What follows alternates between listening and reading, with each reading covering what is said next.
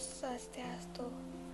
Perkenalkan, nama saya Anna Agung Ayunandita Prabaswari. Saya berasal dari jurusan Pendidikan Bahasa Bali dan Sastra Agama dengan nomor absen 14. Di sini saya akan menjelaskan tentang apa itu moderasi beragama.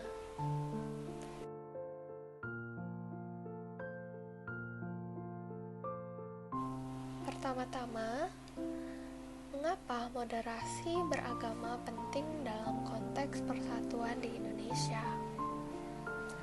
Tetapi, sebelum melihat pentingnya moderasi beragama dalam konteks persatuan di Indonesia, maka ada baiknya penting memahami lebih dahulu pengertian moderasi beragama itu sendiri.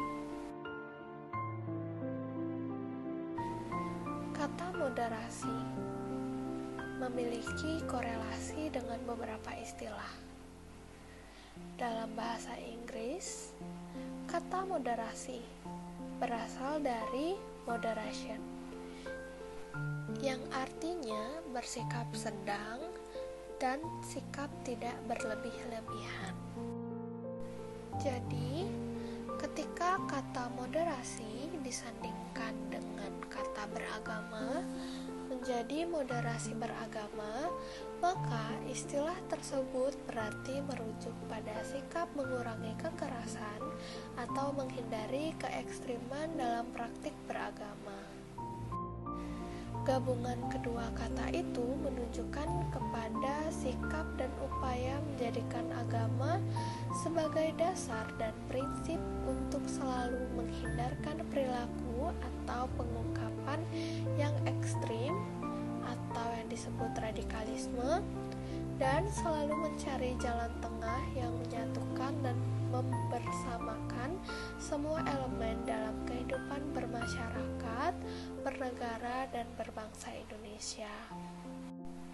Sikap moderat dan moderasi adalah suatu sikap dewasa yang baik dan yang sangat diperlukan.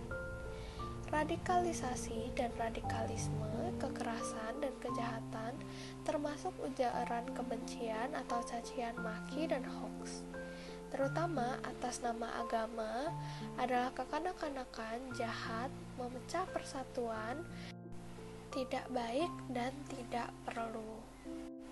Moderasi beragama merupakan usaha kreatif untuk mengembangkan suatu sikap keberagaman di tengah berbagai desakan ketegangan.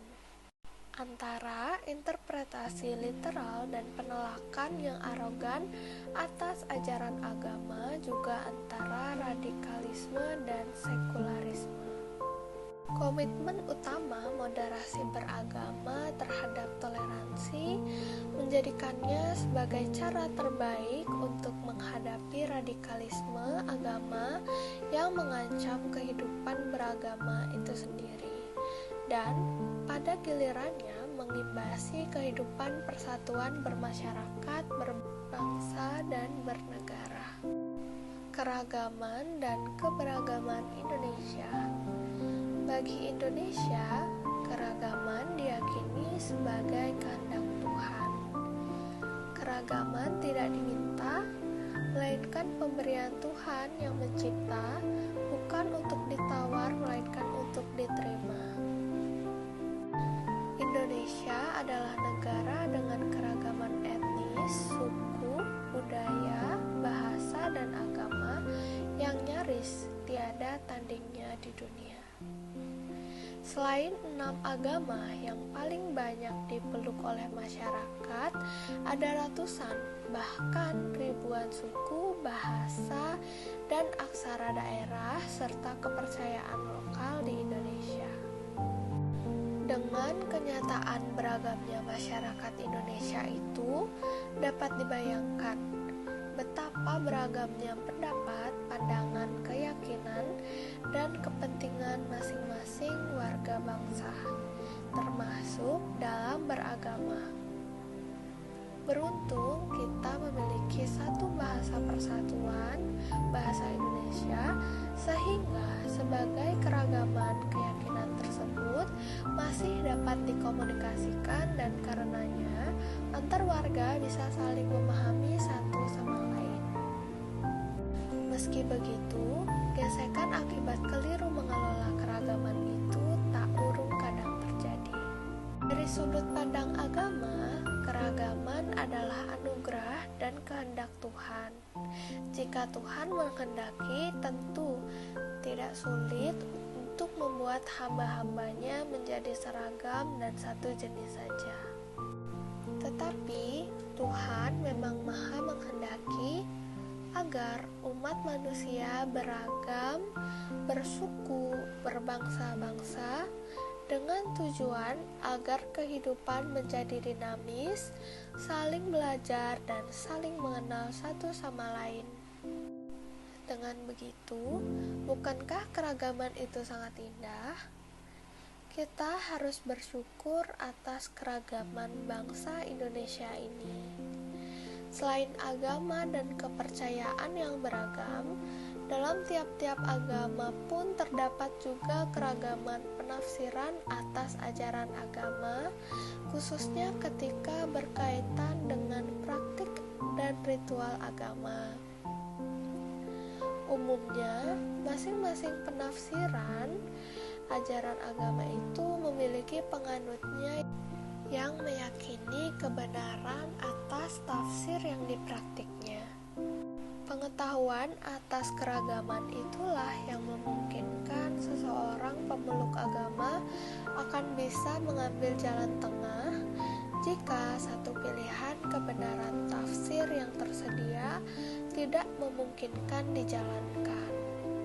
Setiap ekstrim biasanya akan muncul manakala seseorang pemeluk agama tidak mengetahui adanya alternatif atau kebenaran tafsir lain yang bisa ia tempuh. Dalam konteks inilah, moderasi beragama menjadi sangat penting untuk dijadikan sebagai sebuah cara pandang dalam beragama. Konflik berlatar agama dapat menimpa berbagai kelompok dalam satu agama yang sama atau terjadi berbagai kelompok dalam agama yang berbeda-beda. Biasanya, awal terjadinya konflik berlatar agama ini disulut oleh sikap saling menyalahkan dan paham keagamaan, merasa benar sendiri, serta tidak membuka diri pada tafsiran dan pandangan keagamaan orang lain.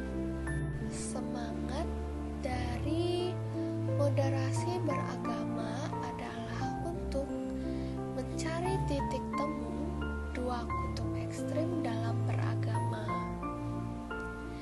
Di satu sisi, ada pemeluk agama yang ekstrim yang meyakini mutlak kebenaran satu tafsir dalam teks agama, seraya menganggap sesat penafsir selainnya. Kelompok ini biasa disebut ultra konservatif. Di sisi lain, ada juga umat beragama yang ekstrim, mendewakan akal hingga mengabaikan kesucian agama, atau mengorbankan kepercayaan atas dasar ajaran agamanya demi toleransi yang tidak pada tempatnya kepada pemeluk agama lain. Mereka bisa disebut ekstrim liberal. Keduanya perlu dimoderasi. Mengapa penting moderasi beragama? Yaitu jawabannya adalah karena keragaman dalam beragama itu niscaya tidak mungkin dihilangkan.